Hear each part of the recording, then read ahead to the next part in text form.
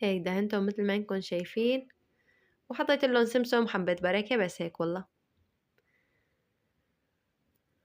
وانتو احكولي شلونكن، شو أخباركن، طمنوني عنكم بالتعليقات، واكتبولي من وين عم تتابعوني.